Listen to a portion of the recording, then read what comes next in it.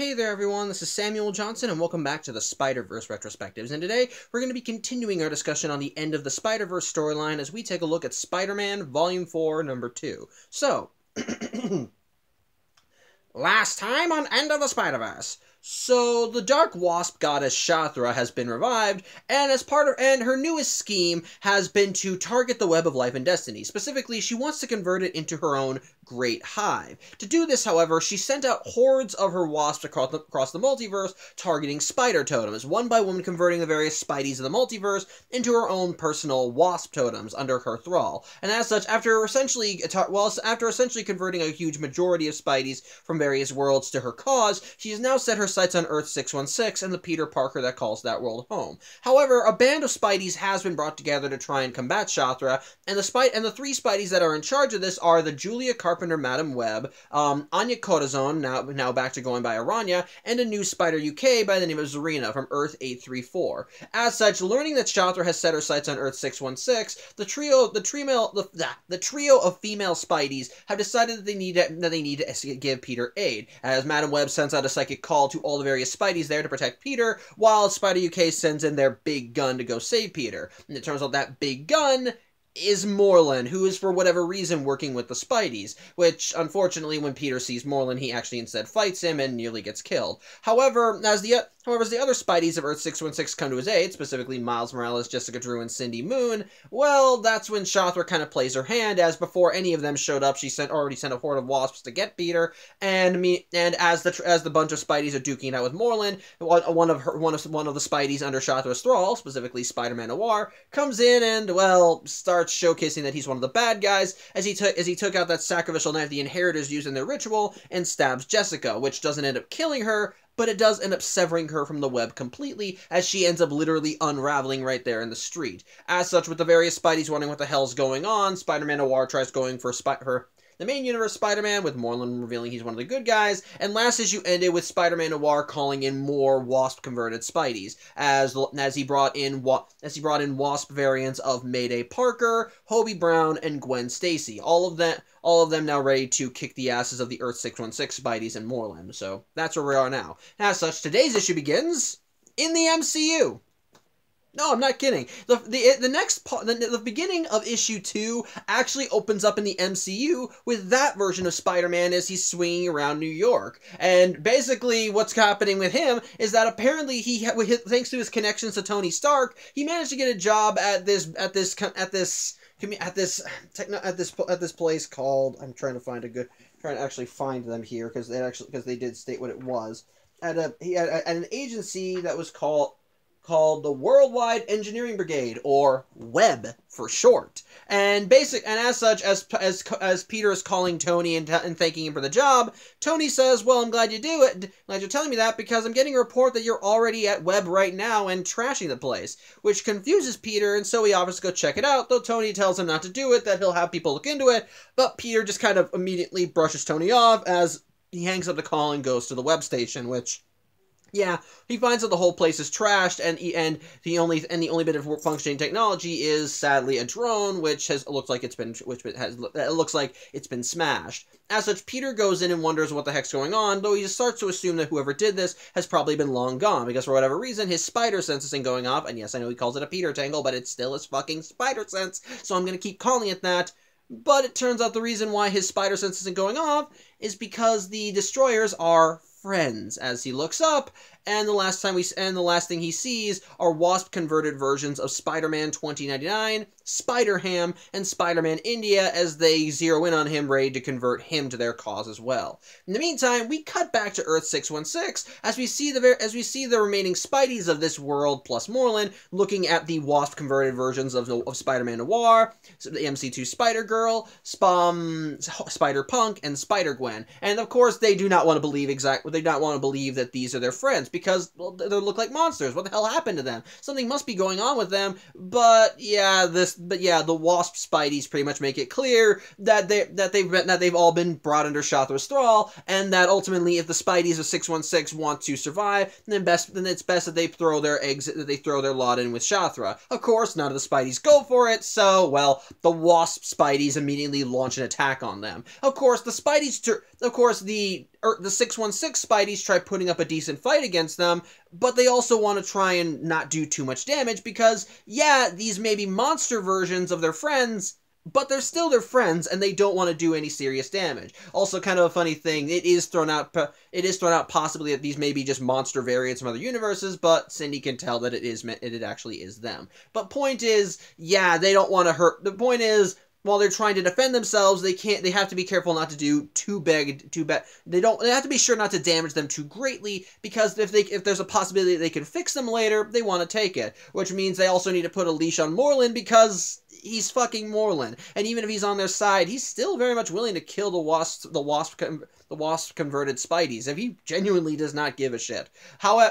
However, as the Wasp Spideys are kind of getting the upper hand on the 616 Spideys, that's when another portal opens, and thankfully, a good spider person comes through. Specifically, Anya Corazon, who immediately, upon seeing the situation, immediately turns the tables as she uses spider magic, because, again, she's a mystical spider totem, and she's able to protect the Spideys from the attacks from the Wasp Spideys, especially with Spider-Man Noir attempting to stab Peter with that sacrificial dagger. As such, she immediately tells everyone to go through the portal now, and while Spidey does say that they can't just leave these people here, especially with Noir having the knife that destroyed Jessica Drew, Anya says it's fine because she cast a spell that'll lock their portals for a while, so they won't be able to leave Earth 616, so at the very least it ensures that they won't be going after any other Spideys.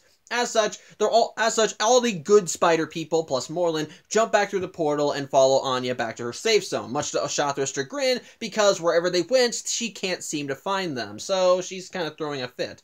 As such, the comic then cuts to where everyone went, and while it's clearly New York, but remember how I said that Madam Web, Aranya, and Spider UK were in like an old-timey universe in the first issue? Well, that's the world that they've gone back to. Specifically, this is Earth 616 Beta. And the gimmick for this Earth? Well, it's the early version of Earth 616. Remember? So, basically, this is the Marvel Universe back when Stan Lee and all the other people that helped him create superheroes, well, first created those heroes, and it contains all the same. It has the same color contrast and color tones. It's all old timey and like straight out of the '60s. It's basically just those old fashioned comic books. It's basically just the 616 universe back when it was that version of the universe. Back when it was that version of the universe, complete with all the crazy gimmicks that universe was famous for, which we'll get to that when we get to that. But simply, this world is apparently removed from the web of life and destiny. As far as everyone can tell, this was, as I just said, this is meant to be like an early version of Earth 616, essentially a trial run. So it's not connected to the web of life and destiny like all the other worlds in the multiverse, meaning that it's off Shathra's radar, making it essentially the perfect place that the remaining Spideys in the multiverse can hole up.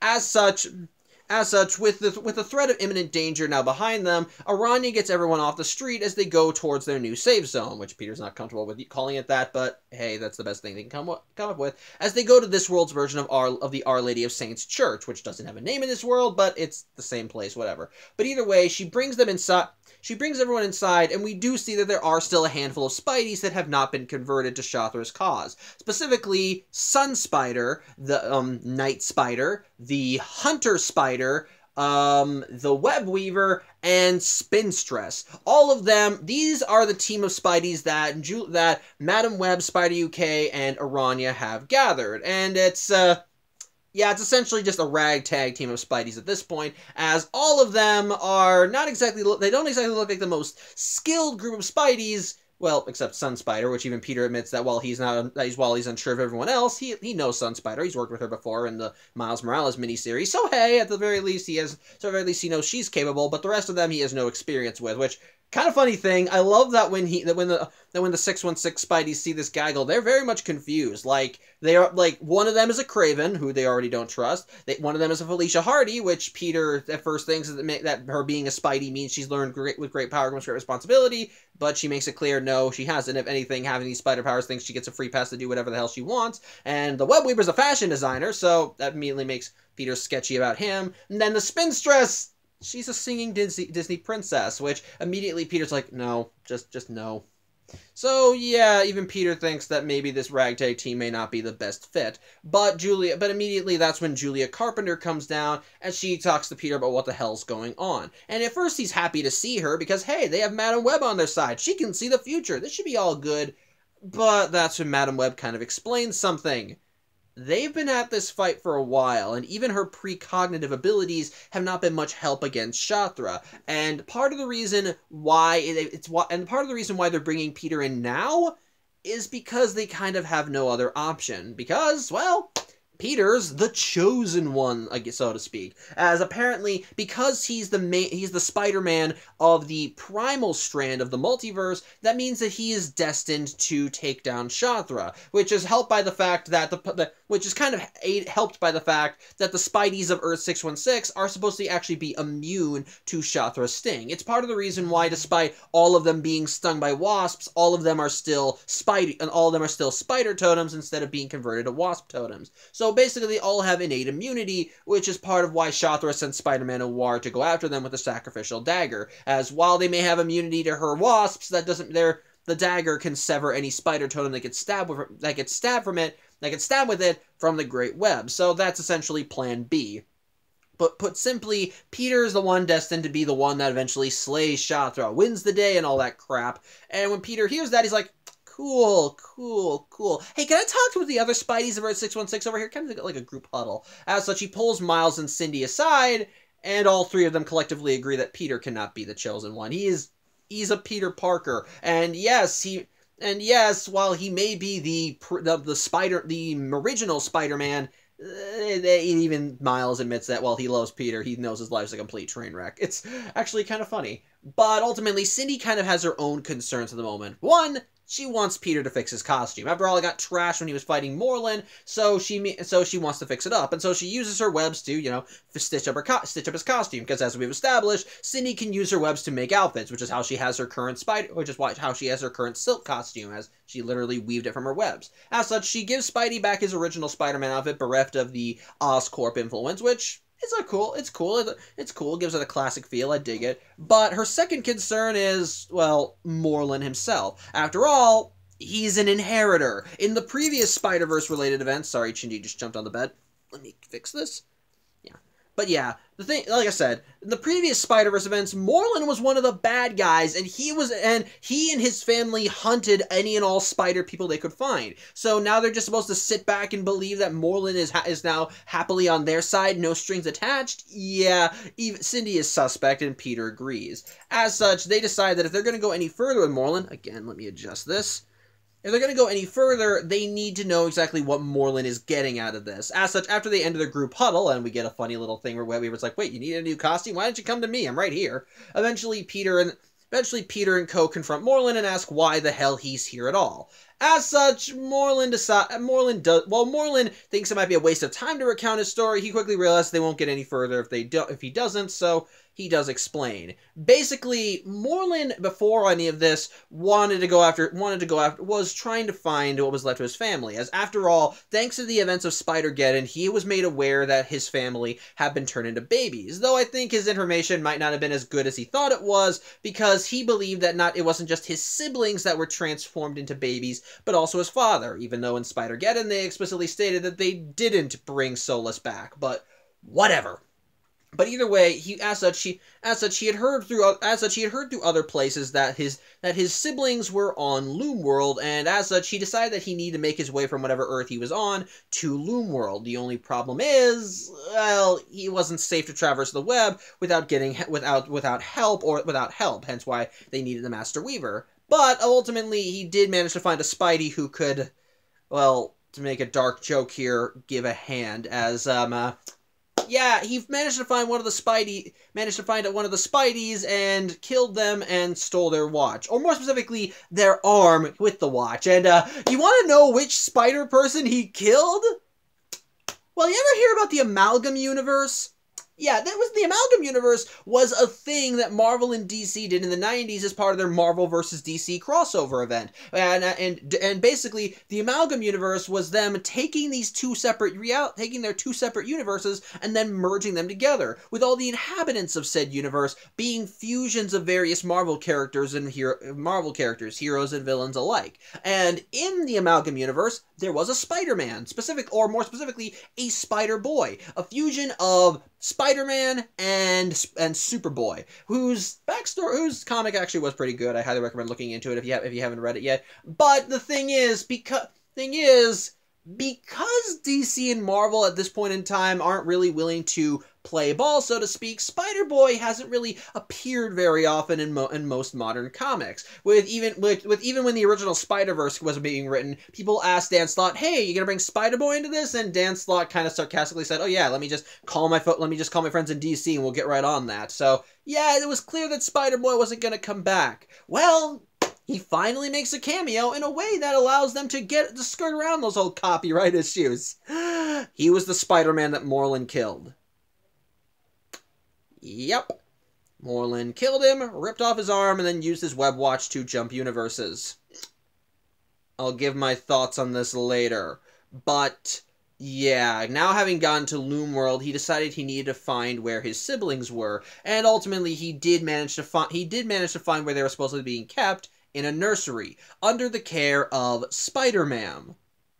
But I have to remind you of one very big thing. Shathra has been converting spider totems across the multiverse, and when he arrives at the nursery in Loom World, well, he finds the Spider-Man standing over the Inheritor's cribs. And she says, "Oh, why, if it isn't Uncle Morlun, I'm afraid you're too late. You see, the babies looked so sweet that I just had to gobble them all up." And yeah, we see that the Spider-Man has also been converted into a wasp totem. And when Morlun goes to check the cribs, well, we don't see what Morlun sees, but it's clearly a very horrific sight. One that sends Morlun into a blind rage. So yeah, baby inheritors are been eaten. By Spider-Man, no less. I'm going to pause the plot summary very briefly to get into my thoughts on this specific moment. Fuck no. Just no. I want to make something clear. You can say whatever you want about the ending of Spider-Geddon, about how ultimately the whole turn the inheritors into babies thing is a bit of a morally gray area, which it was supposed to be.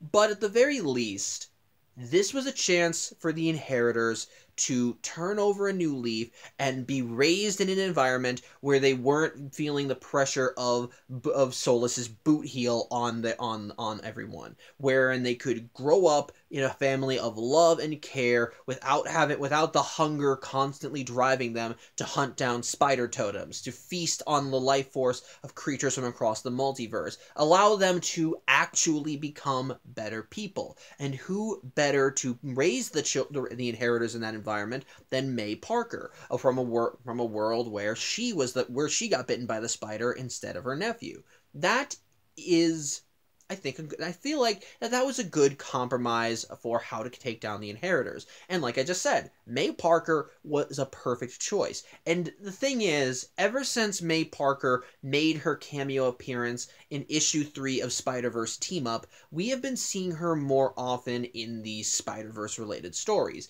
In Spider-Geddon, we saw her be the one who took the inheritors in and offered to raise them. On top of that, in the Vault of Spiders tie-ins to Spider-Geddon, we actually saw a story that built on the consequences from Spider-Verse, because with her husband and nephew now in on the fact that May was Spider-Man, they acted as her tech support, with Peter providing her with web shooters, and we saw that ultimately May used them very effectively because she trusted in her family and them always being there to look out for her. And then likewise, we saw the Spider-Man universe revisited during the last Spider-Verse miniseries as Mayday, Peter, and Ben were confronted by alternate universe versions of themselves who essentially gave into oblivion and decided if the multiverse is infinite and nothing matters, we can do whatever the hell we want. And so they had turned their attention to killing the good guy versions of them from across the multiverse. So, and ultimately what won the day were the maze of multiple universes all working together to essentially open a portal and suck the evil versions of May, Ben, and Peter out of the universe and trap them in the whatever hells they came from. And May knew that it would work because she figured that across the multiverse, the versions of her that cared about her family outnumbered the versions of her that didn't. And she was proven right, as across infinite realities, all those versions of her had the exact same idea when confronted with the exact same scenario, and all of them won the day. It was genuinely sweet and nice, and quite frankly, I'm glad, and quite frankly, with every single story that we've seen the Spider-Man in, it actually has made me like her very much, especially in regards to her original story from the pages of What If. I've read that story, and I can safely say it was a joke story, just there to act as a little funny, quick gag, pretty much just saying, oh, what if Aunt May was Spider-Man? Like, that was the joke. That was the gag they were playing that whole story on,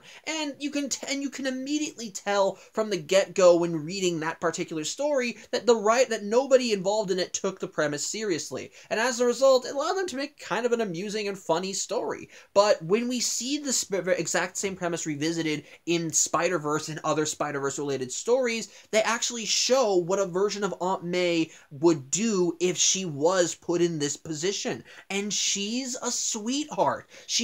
Because she has experience as the Spider-Man, she already can kick ass with the best of them, but she has the love of her family on her side, and because she loves and cares for her family, she trusts them implicitly and would do anything for them. And combine that with her having these powers, we see the lengths she's willing to go to keep them safe. And the thing is, no matter the situation, whether she's regular old May Parker or kicking ass as the Spider-Man, she cares about everyone. She cares about the villains she fights, and if they show all these negative and if they showcase all these negative mindsets, she feels sorry for them and would love nothing more than for them to reform, as she kicks their asses and hands them over to police. And then likewise when she receives aid, she actually lets people know, I care about you and your contribution, and you're not going anywhere until I repay that in kind. We saw that with Miles when he helped her duke it out with her Carnage-possessed counterpart, as she sent him off with a pie, and just for extra measure, she sent a pie to Miles's counterpart on her Earth. So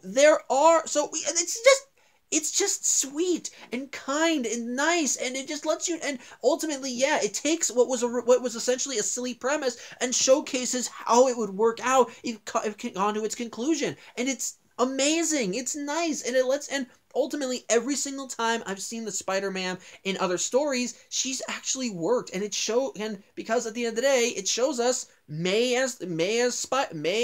having spider powers actually is nice, because she has experience, she has heart, she cares about people, and because she has that unbreakable spirit, she's willing to go to great lengths to keep everyone safe and help out in whatever way she can. It's nice, and I love it, and it showed why she would be the perfect person to take care of the inheritors. So this moment in this story really pisses me off. And, no. Just no. I do not give a damn if this is there to be full of shock value. If it's just there to show how badly Shathra has corrupted the spider totems so that even the Spider-Man, one of the sweetest, kindest Spideys in the multiverse, has been transformed into a monster who eats babies. No. Why? No. I don't understand why this was put in the story. Because, again, if it's shock value, well, there are better ways to do it than this. Why have it be why even have this at all? Why have Spider-Man eat babies? That's literally what this is. They showed the Spider-Man, which, yes, she's been converted to a wasp totem and thus is under Shathra's thrall, but why do that? Why have this unnecessary darkening of her? I think it's already dark enough if you see her converted to a wasp totem and is wanting to kill and wants to kill good guys. But to actually pretty much state that she ate the inheritor babies is beyond fucked up. I don't care what your end goal here was. I don't care if you were trying to show just how bad things were. This is just wrong. Like, wrong. So very wrong. What does it add to the story? It creates a sense of tragedy to Morlun as he laments that he's now he truly is the last of the inheritors, but why? Why have it be this way? Why not just showcase that Shathra killed the children? Which, yeah, in that regard, I think would be exceedingly fucked up because again, it was still a very moral gray. Because yeah, while it was still the situation with the inheritors was still a very much a morally gray area, at the very least, it was still something. And yeah, I don't think wouldn't have sit right with me even then to kill off the inheritors like that, because that's just beyond fucked up. They're defenseless babies, for God's sake. There is no way in hell that wouldn't be fucked up. But to add that extra layer of salt on the wound by having it be the Spider-Man, the one who is taking care of them, who's trying to raise them to be better people, and who has been showcased continually to be one of the kindest and sweetest Spideys in the multiverse, be the one that does it is just wrong. It's just wrong. I don't give a shit if this isn't even constructive criticism at this point. That is just beyond effed up, and I don't care for it. And you want to know the worst part? It doesn't get undone. No.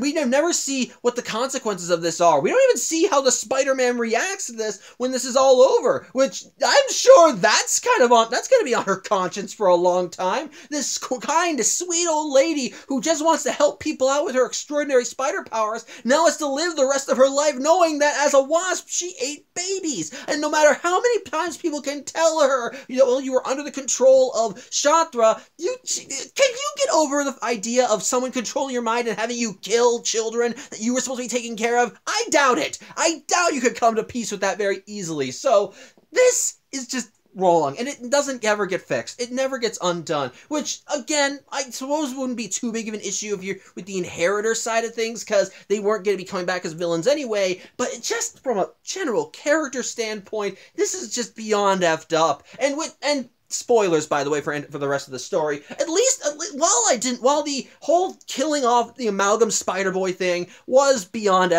of effed up too, because it kind of feels like a slap towards fans of that one. At least later on, he gets revived. No, I'm not even kidding.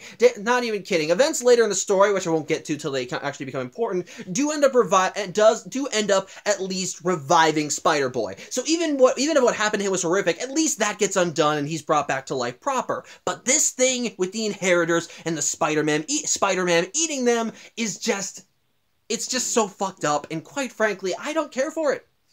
It's just unnecessarily cruel and just there to add shock value where shock value really was not needed. I already knew Shathra was a big bad, but this is just too far. It's just exceedingly too far, and I don't care for it. I just don't, so there. But anyway, back to the plot summary. So very much after that bit of what the fuckery, Morlun wound up going on a rampage across the Loon World because, hey, Shathra essentially killed his family. He wants payback. As such, he wound up fighting through legions of wasp-converted Spideys until he eventually made it to Shathra herself with the intent of duking it out with her in her throne room. Morlun got his ass kicked. Essentially, while Morlun claimed to be one of the inheritors of reality, ultimately, Shathra kind of lays the smackdown on him and essentially very much tells him during the smackdown why he's stupid. As it turns out, the inheritors have no claim to the web of life and destiny. In fact, as she once again talks about how ultimately they stole the web of life and destiny, laid claim to it because they felt that they were entitled to it, and she even kind of expands on their original hunt of Spideys from across the multiverse because, well, they weren't just hunting them for sport, or because of the prophecy that said that the spiders of the multiverse would eventually band together and end their reign. No, part of the reason why Solus had them hunt spider people exclusively was because the Web of Life and Destiny was made for Spideys. It was connected to all the various Spideys of the multiverse, and as the Inheritors they weren't Spideys. They were interdimensional vampires. Even if they had the Web of Life and Destiny under their thrall, even if they controlled the Master Weaver, they couldn't utilize it as easily as one of the spiders of the multiverse could. So that's why Solus had them start hunting spider people, as if they could siphon their life forces into them, it could little by little make them more and more resonate with the web, so that it would believe that they were spider totems. Which, yeah, after thousands of years of feasting, the Inheritors did eventually reach that particular quota, and ultimately, while Moreland is still an Inheritor and can still siphon life force, because he's siphoned the life forces of so many Spideys, he's now essentially a spider totem too, and is very easily just as easily could fall victim to Shathra's thrall as any other Spidey. As such, after Moreland gets smacked around a bit, Moreland quickly realizes he's outclassed and needs to run. As such, he takes his dimensional jumper and opens a portal to try and get away from Shathra, with Shathra laughing at him the entire way. However, Madam Web sensed Moreland's battle with Shathra, and so as she went through the portal, Madam Web redirected it to Earth 616 Beta, where he wound up coming face to face with Madam Web, Aranya, and Spider UK, who essentially made him an offer to join their side and take Shathra down. Hence why Moreland is here. He pretty much just wants payback, and while he may be an Inheritor, Shathra is just as much a threat to him as he is to any other Spidey in the multiverse. So, yeah, for the time being, they're on the same side, even though even Moreland doesn't like what's going on. Either way, with that kind of out of the way, Peter decides that he needs to find a way to stack the cards against Shathra, and as such, he decides that they need to gather more recruits, because ultimately these are just this is just like 8 Spideys plus Moreland, actually 11 Spideys in total, which is a fairly large number. But against Shathra, who's a literal goddess, this is not going to work out. So they need to get any other Spideys that they can who haven't been converted. Moreland thinks this is a stupid plan because that's wasting time, but Peter thinks that if they face Shathra as they are right now, then they wouldn't stand a chance. Unfortunately, though, as the pair are arguing, Miles starts feeling a little weird. And as he pulls up back his sleeve to see what's going on, we see his skin is changing. And Miles quickly realizes that something's going wrong with him. So remember back in Spider-Geddon when I mentioned how during the events of Secret Wars, Miles and his continuity were folded over into the Earth 616 continuity? Well, the thing is, he's still technically from the Ultimate Universe. And sadly, because of this, it doesn't grant him the same kind of immunity that the other Spideys of Earth 616 have. And so the comic ends as we see Miles be converted into a wasp totem. And as he is converted, he quickly realizes that with his new transformation, Shathra can now see through his eyes. And sure enough, Shathra now has a window to Earth 616 Beta. And well, the last shot of the comic is of Loom World, as we see that, well, there are no other Spideys left to get, as all of them have been converted to Shathra's cause. So, yeah, things are a lot more grim. So, yeah, that was issue 2. My thoughts on it? Well, putting aside the exceedingly fucked up portion with Spider-Man and the Inheritor babies, I'll admit it's still an alright issue. Essentially, this one is more expository than it is action-based. There is action, as the beginning of the comic focuses on the Spideys of Earth 616 and Moreland as they duke it out with some of the Spideys under Shathra's thrall, but ultimately, the main point of this story is to essentially give an update as to what the hell's going on and where everything stands with Shathra and the Spideys of the multiverse. And it's fairly grim, as from the outset, it's made clear that this particular Spider-Verse event is a lot more dire than the last two ones, because at least in Spider-Verse and Spider-Geddon, it was made clear that the threat that the various Spideys in the multiverse were facing was still something they could face. As yes, in Spider-Verse,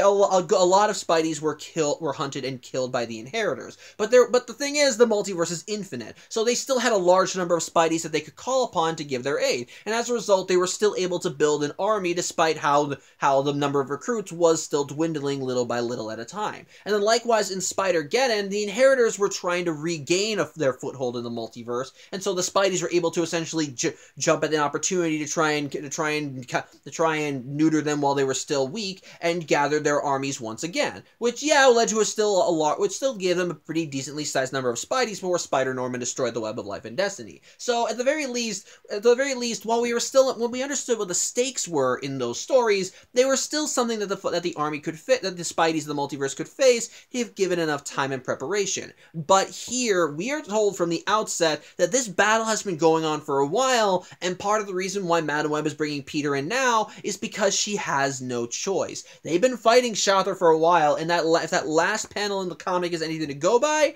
Shathra is very close to a victory, as most of the Spideys in the multiverse have been converted to her cause, and sadly that means that the number of people that can help Peter and co. is very limited in number. So ultimately the only Spideys that Peter can rely on right now are the ones currently standing in his room, which are essentially the misfit Spideys. While Peter will still give credence to Sun Spider, as he's worked with her before and he knows she's capable, the other Spideys he does not have experience with. He doesn't know the Web Weaver. He doesn't know the Web Weaver, and like they said, he's a fashion designer. Well, there's one there that's literally a Disney princess who sings, which immediately Peter gets tired of after she sings for a little while. The one is a Felicia Hardy who, despite having spider powers, is still a thief and has no moral qualms with stealing people, and one's just a straight up Craven.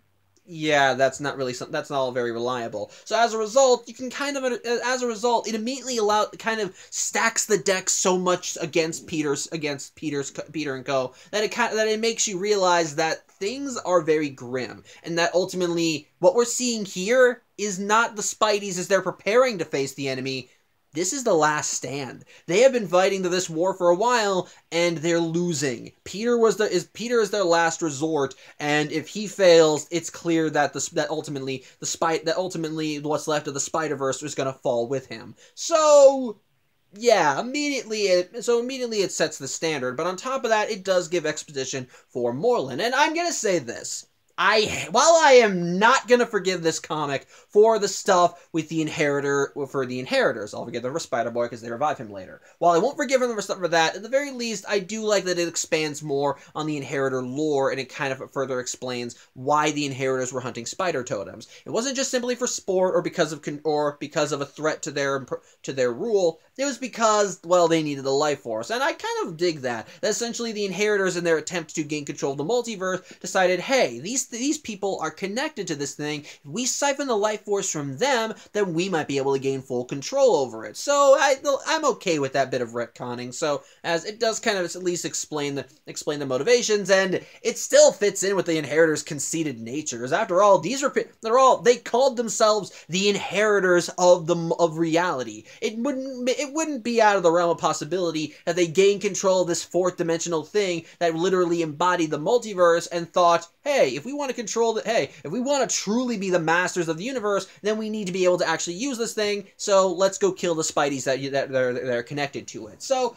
I'm okay with that. So yeah, that retcon I'm kind of okay with. It is okay. But otherwise, though, aside from that, the story is ultimately just there to be exposition. It sets up just how badly the deck is stacked against the remaining Spideys in the multiverse. It immediately sets the standard for Shathra and just how big of an influence that she is, and ultimately it still ends on a very sour note, as we see that despite the fact that Miles is now supposed to be from Earth 616, he has now been infected. Because of the sting because he was still stung too, he is now being converted into a wasp totem, and it's clear that he doesn't have the same immunity that the other 616 Spideys have. So Yeah, essentially. So yeah, essentially, it's just here to give exposition, get everyone up to speed, and also showcasing just how badly things are. I'm still like, so in that regard, the comic works. Again, but again, though, what I don't like about the comic is that in attempting to showcase just how much Shathra has influence over both the Spideys of the multiverse and the Web of Life and Destiny itself, it's the stuff. It's just. I'm not gonna forgive the comic for that. Now, like, the whole thing with the Inheritors being eaten by a wasp-converted Spider-Man sickens me and disgusts me. It's unnecessarily dark and is only really there for shock value and nothing more. Which makes it even worse by the fact that it was done by fucking Spider-Man, one of the sweetest, kindest Spideys in the multiverse. That's just a straight up no. The Moreland killing the Amalgam Spider-Boy was bad enough, but like I said, at least that gets undone later. This does not get undone. It's disgusting. It sickens me, and the fact that everyone involved with this thought that was okay to do makes me angry. So yeah, I'm not gonna forgive End of the Spider-Verse for that. While the issue itself is overall decent, that part is a black mark on the whole story, and so that part can go straight to hell for all I care. But ultimately, again, story-wise, issue is fine. Issue is fine. Now, it brings the main characters into the fold, gets them up to speed on what's going on, immediately sets a standard for how bad things are and what they need to do to move forward, and ultimately still ends on a WTF oh shit moment as we see Miles be converted into a wasp totem, while also seeing that essentially Shathra has converted the majority of Spideys already, and well, and ultimately the people we see here are the last stand. So yeah, there you go. Yeah. I think that's all I have to say. I hope you enjoyed the video. I apologize for my long ass rant, but I felt it was necessary, and I still hope that you're able to come back on Thursday as we look at issue 3. So till then, I hope you have a good Tuesday evening and take care.